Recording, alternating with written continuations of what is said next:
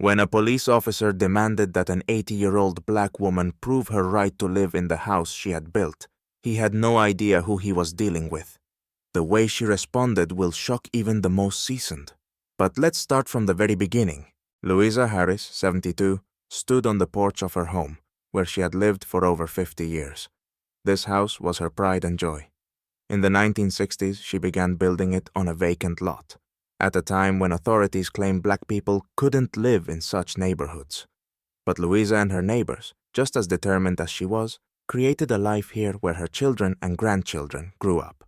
Today, she had gone out shopping when she noticed a patrol car parked near her house. A young police officer, standing by the car, was watching her closely. As Louisa walked closer, he suddenly approached her. "Do you live here?" he asked, barely hiding his displeasure. Louisa hesitated for a moment. Too many questions throughout her life, too much pain, but she answered calmly anyway. "Yes, this is my home." The officer looked at her old facade and the leaning fence.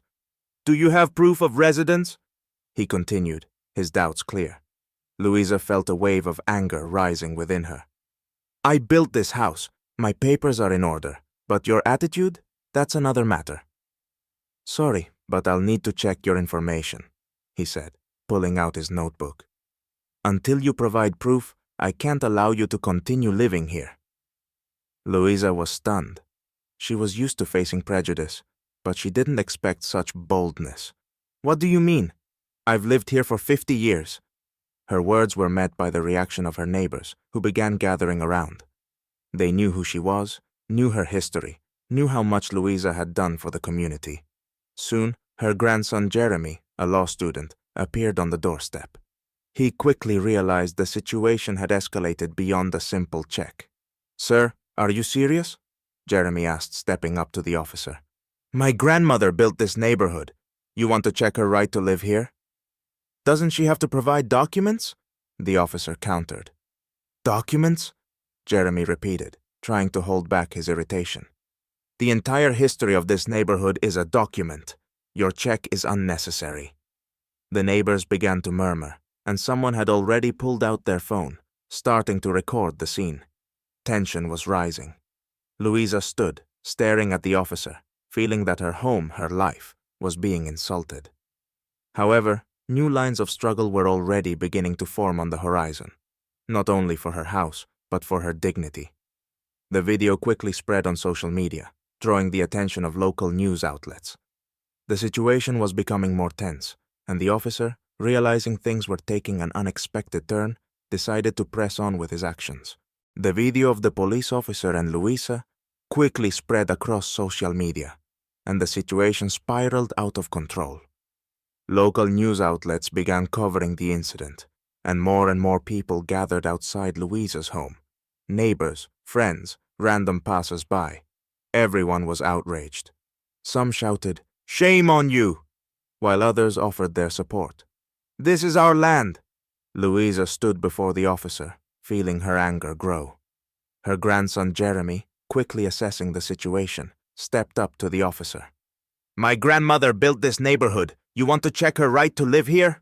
he asked, his voice full of fury. The crowd began shouting words of support, but the officer insisted on carrying out the check. Louisa, unable to hold back any longer, cried out, "I built this house and this neighborhood. How dare you question my right to live here?" Jeremy, realizing the situation was escalating, called their lawyer. "If he doesn't stop, we'll sue," he said, never taking his eyes off the officer. A few minutes later, a senior officer arrived.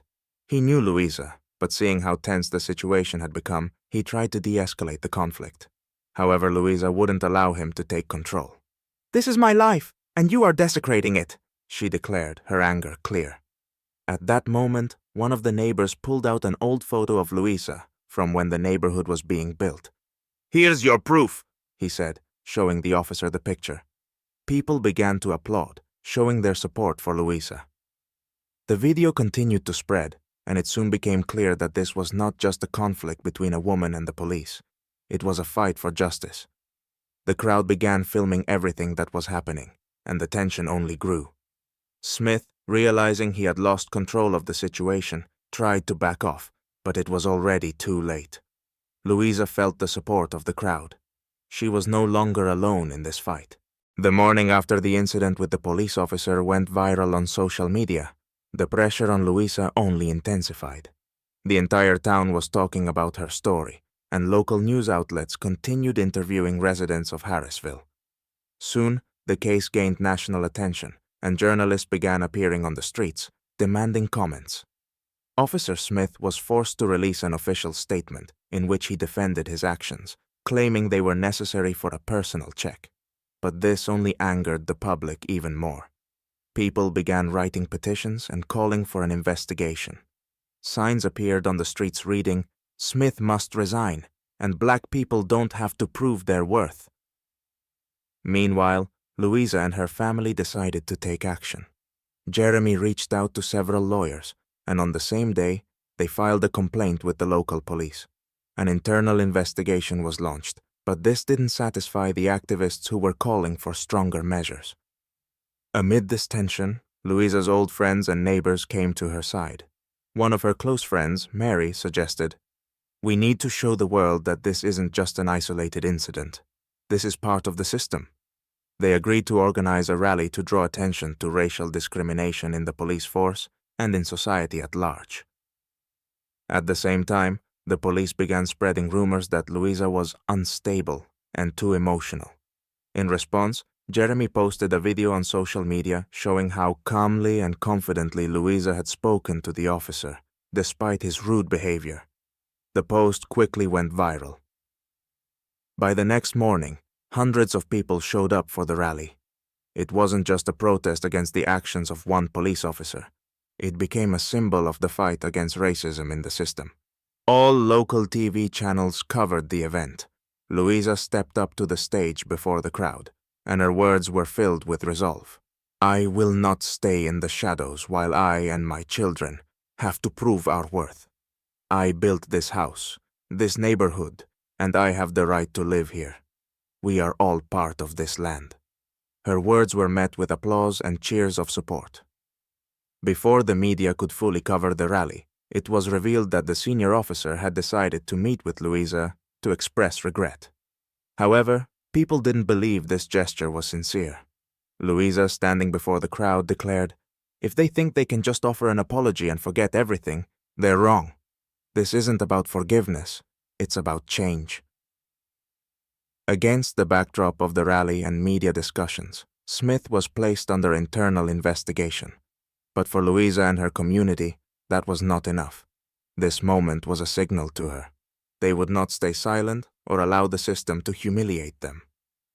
The rally ended, but the fight was just beginning. A few days after the rally, the situation around Louisa escalated quickly.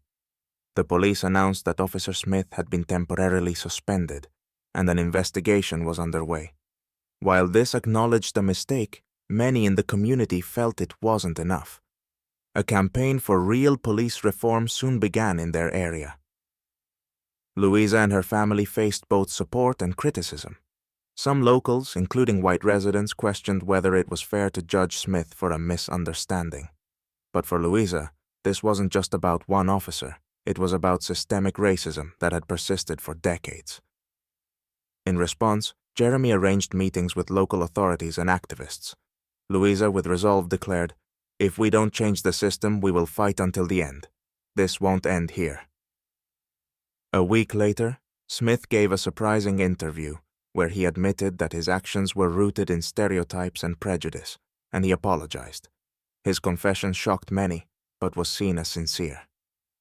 The next day, another rally was held in support of police reform, with signs reading, "Everyone's right to be heard, and justice for all."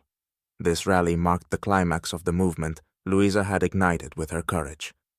Meanwhile, the police introduced new measures to fight racism, including mandatory training, revised protocols, and a human rights commission.